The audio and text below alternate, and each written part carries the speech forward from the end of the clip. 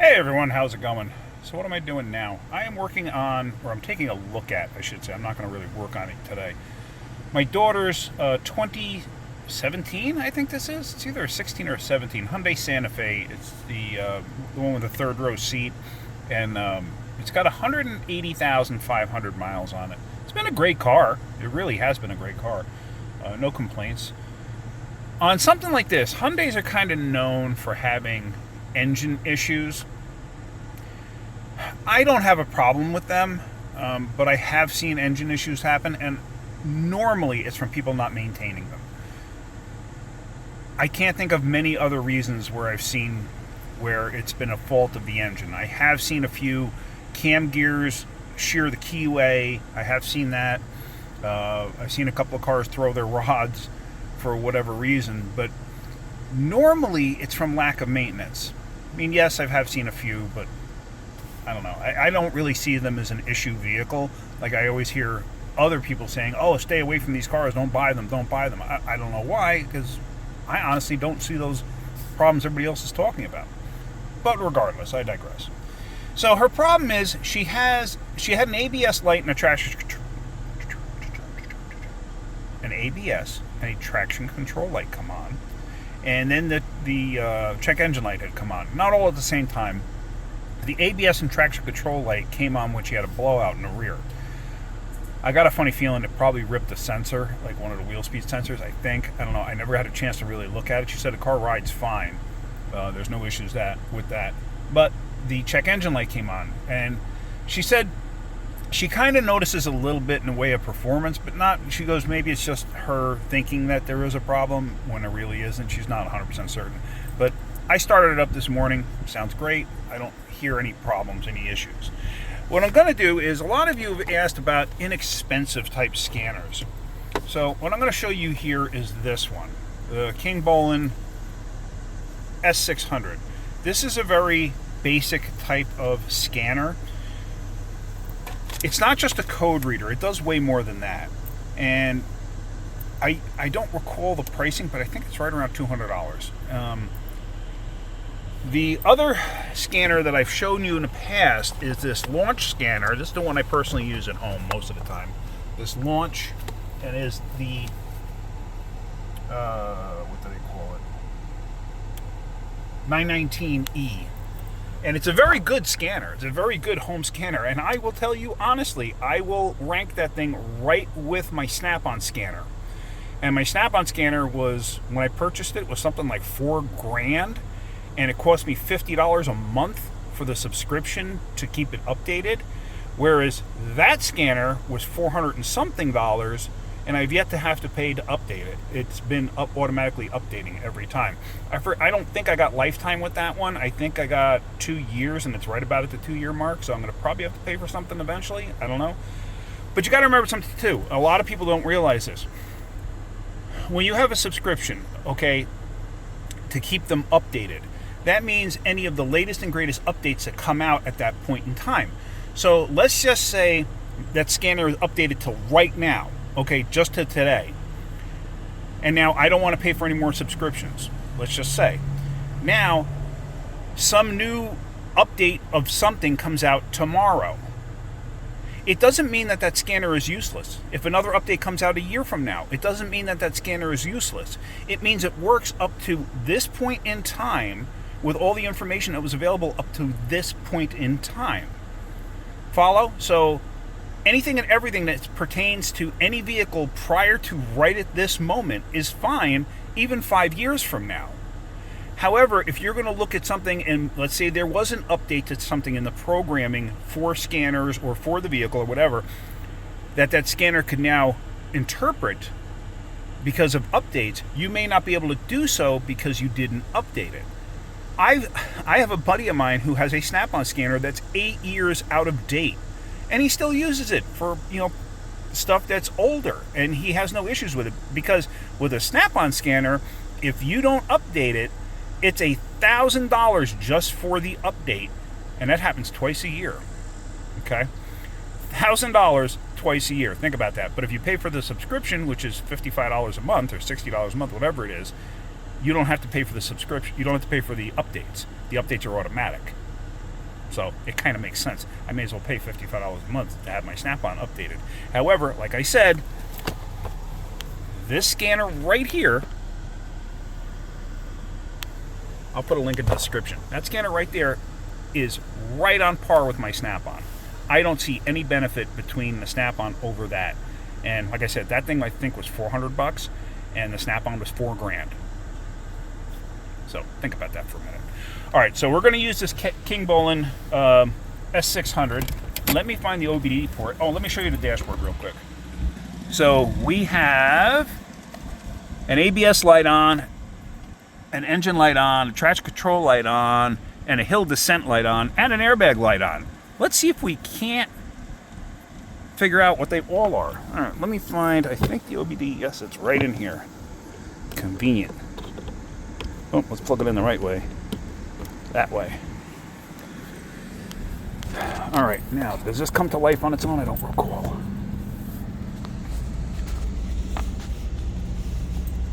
Sorry, I'm going to get all sorts of reflection. I can't help that because I'm outside.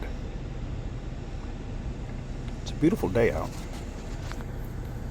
I haven't used this one in a while. It may actually be due for an update. And you got to hook up to the internet, and then they usually automatically update.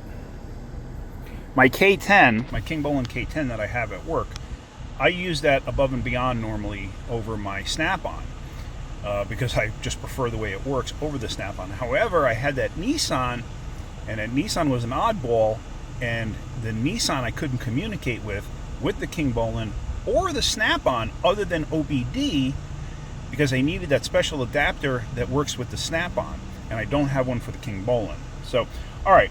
Let me just show you something real quick with this little handheld scanner here.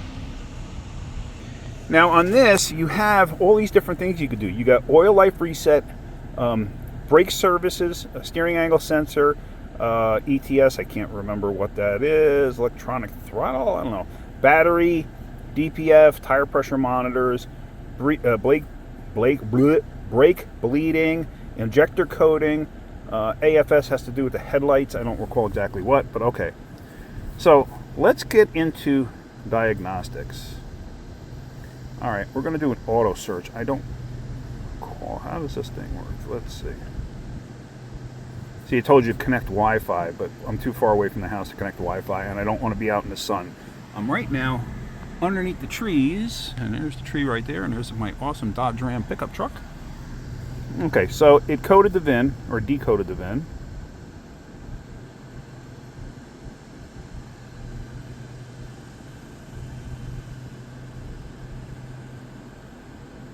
This little scanner is quite slow, but like I said, for home use, it's fine. If you're ever wondering what does this mean, it's anytime you use an OBD, it's a 16 pin, because you will get a choice on many scanners asking you which one it is. So it's always a 16 pin. And let's do an automatic search. Let's see if it comes up. Okay, so, oh, it is a 2017. It's not a 16. Hyundai Santa Fe. And it's a 3.3 liter. Let's do a health report. Let's see if that gives me what I want to see. ECM has a code. TCM has a code. ABS has a code. Now, this will not go through and give you all the things like my K10 will. However, this will give you most of the majority of your basic modules that you need. Like my K10 and my Snap-on and even this launch will give you like door modules and stuff like that. This will not. This will not. However, like I said, for at home, for your own personal cars and stuff like that, for basic stuff, this is pretty darn good. Personally, I would probably go for the launch. I mean, yeah, it's twice the money, but I think it does, 10 times as much. So, we have an ECM code, we have an ABS code, we have an SRS code. And that's it. That's all the codes we have, right?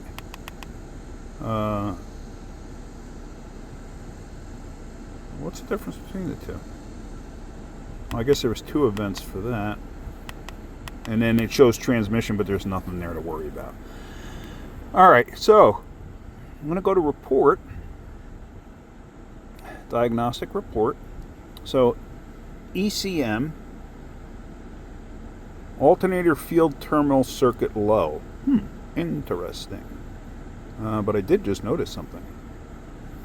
12.15 volts, or 12.5 volts. That's actually not enough charging voltage. I do have the AC on. Let me turn it off. That's really not enough charging voltage. Post-cat fuel trim. System 2 lean, bank 2. Okay, so it's running 2 lean on bank 2. This car is actually due for a tune-up, so I may wait on that. ABS. Analog braking system, stability control, wheel speed sensor, rear left hand opened or shorted. Yeah, I had a funny feeling. This thing probably broke a sensor.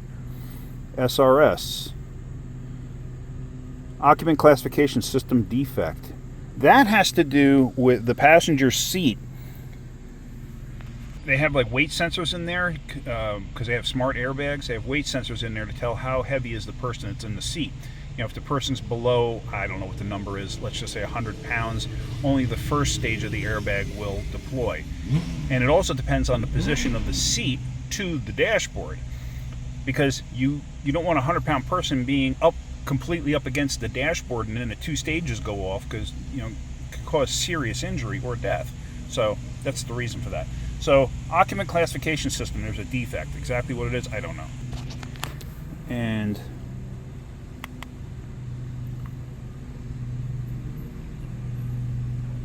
defect, it's the same thing.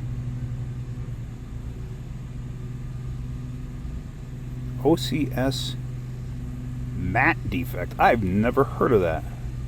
Occupant classification system mat. The mat is probably the weight sensor in the seat, so that's probably the problem. Alright, so post-cat fuel trim. Too lean. This thing probably needs an O2 sensor also, if I had to venture a guess. You got to remember something. It's got 180,000 miles on it. This thing honestly has everything original in it. It still has the original spark plugs as far as I know.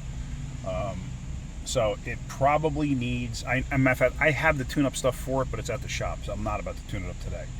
So what I'm going to probably do is get a set of O2 sensors for this, because also saying that it's lean, could it be because the O2s are just not reading correct? It's possible, yeah. And 2 lean bank 2, yeah, I'm going to probably do that. I'm going to probably tune it up first. Now, the one thing that does bother me, like I said, is the charging system voltage. Like, why is it low? If you recall, 2 years ago, I put an alternator in this. So I'm bringing the RPMs up a little bit. I want to see what it shows. Let me actually go into, well, hold on one second, actually. Let me do this. Hold on. Created the report. I'm sorry. I created the report. I'm going to go to PDF, saving the diagnostic report. So now what it'll do is it'll actually save it in the scanner.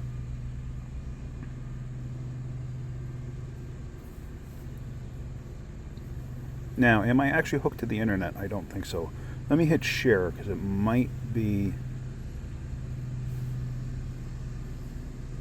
Yeah, network failed. Okay, so I can go back later on and I can see it, and then I can share it. And then this way I have all of this information, so this way I can look at it later. But it's already saved in the scanner, so I'm not too concerned about it.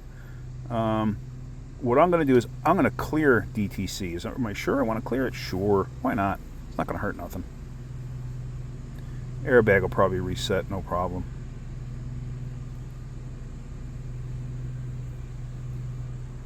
Yeah, the airbag.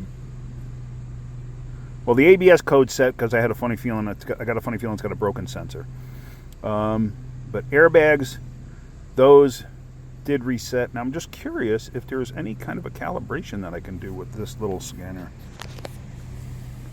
Read data stream, read fault code, clear fault code, module information.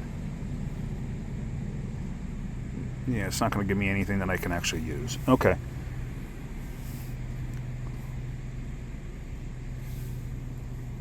Go back.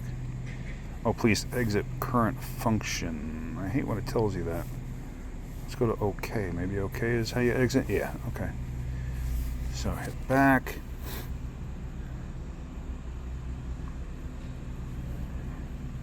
So let's just see for ABS here.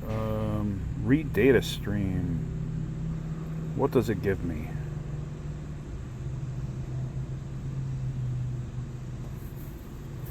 Let's see.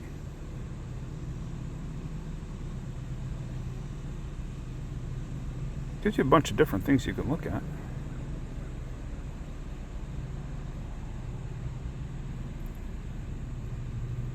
Wheel speed sensor, left front, left rear, right front, right rear. Okay.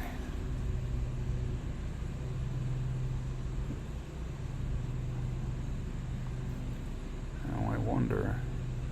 Okay, it'll only give you one at a time. Whereas my Kingbolen will give you, my K10 rather, will give you all of them at the same time in graph form if you wanted. So what I'm going to do is I'm going to start driving just across my lawn here. Now let's see if this changes anything. Yeah, so you see that one sensor, it just keeps reading 0.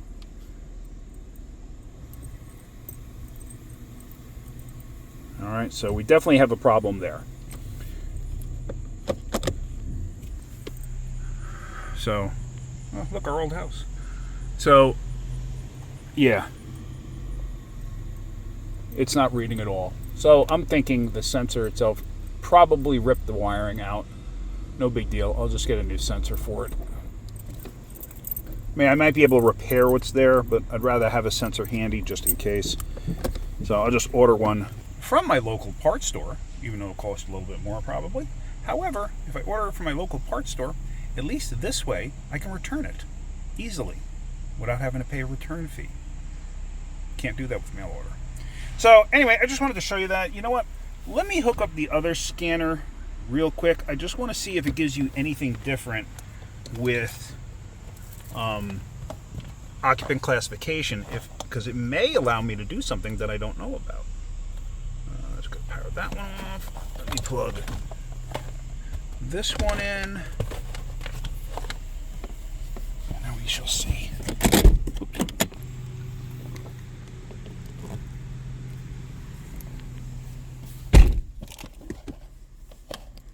Does this one turn on by itself? I don't recall. Oh, nope, just tells you 100%. Okay. This one you have to turn on. Hey.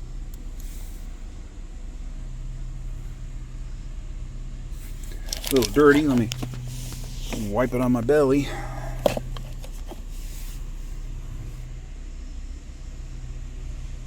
If you noticed, I have posted some older videos that either didn't get good attention or that I had never posted to begin with. And I have posted them, and the funny thing is when you look at them, you can actually tell how much weight I've lost. And yes, I'm losing weight on purpose. It's not that I'm sick or anything like that. I've been losing weight on purpose. Alright, so let's go to diagnose. Oh, if something like this, if you wanted to upgrade it, you just go to the upgrade pin here, but since I'm not hooked to the internet, it may not show anything. And here would give you a list of everything to be upgraded. So let's go to diagnose. Let's go to Asian. Let's go to Hyundai. Hit OK.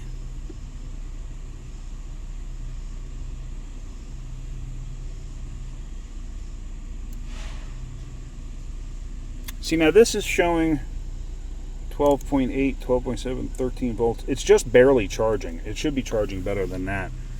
And here we go. Remember I told you about the pins? 16 pin. We're going to go automatic. So I think I'm going to order a new alternator for this. Let's go to System Select. Actually, here. Let's do a health report. Show how this one does it.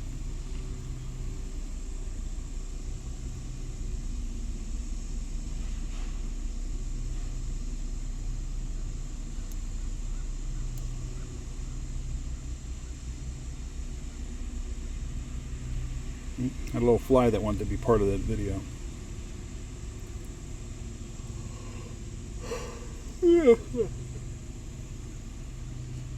But anyway, like I was saying, I got this alternator from one of my local parts stores through the shop. So now that there's a problem with it, if you recall, I spoke to you about the alternator on my other daughter's Kia minivan, and they had ordered that one mail order, and they had zero recourse.